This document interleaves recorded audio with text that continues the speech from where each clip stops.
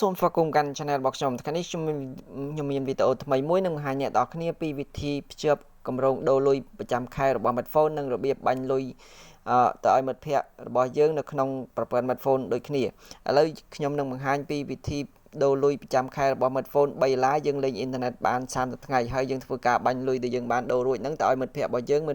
ងអាចលេងអ៊ីនធឺណិតបាន30ថ្ងៃដូចគ្នាឥ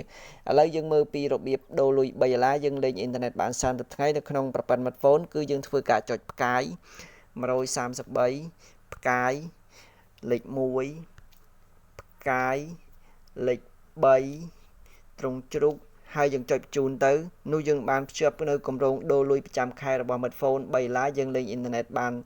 រយៈពេល30ថ្ងៃបានយូរមែនទែនហើយយើងធ្វើការ share អ៊ីនធឺណិតឲ្យមិត្តភ័ក្តិរបស់យើងសម្រាប់ធ្វើការលេងហ្គេមឬក៏មើលវីដេអូ YouTube ឬក៏យើងមើល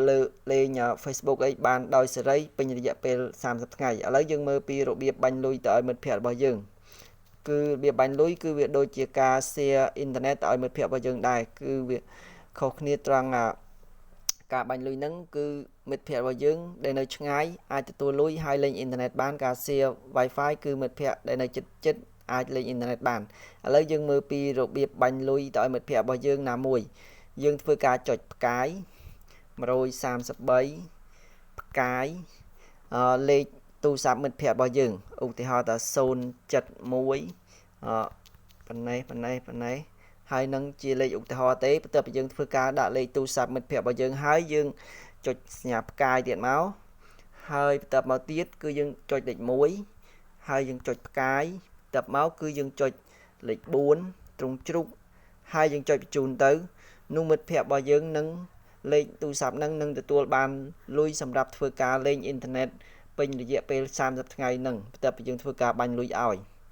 ហើយខ្ញុំសូមអានដល់ទៀតរបៀបបាញ់លុយទៅឲ្យមិត្តភ័ក្តិរបស់យើងគឺយើងធ្វើការចុចផ្កាយ133ផ្កាយ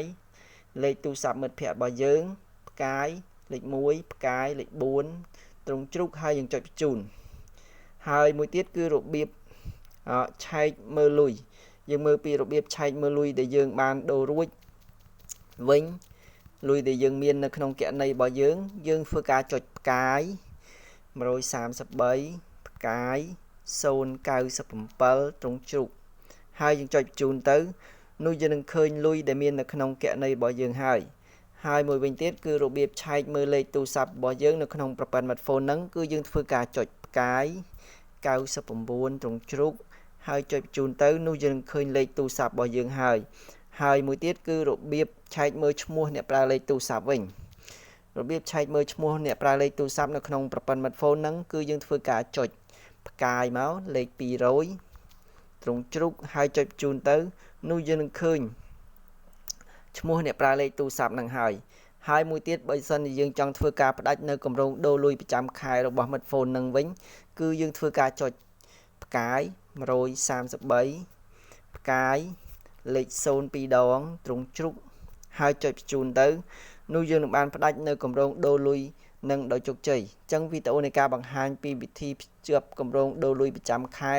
និងរបៀបបាញ់លុយទៅឲ្យមិត្តភ័ក្តិរបស់យើងសម្រាប់ធ្វើការលេងអ៊ីនធឺណិតគឺសូមចប់ដំណឹងសូមអ្នកនរគ្នាចូលរួមចុចអក្សរ Subscribe និង Like នៅខាងក្រោមវីដេអូនេះផងសូមអរគុណ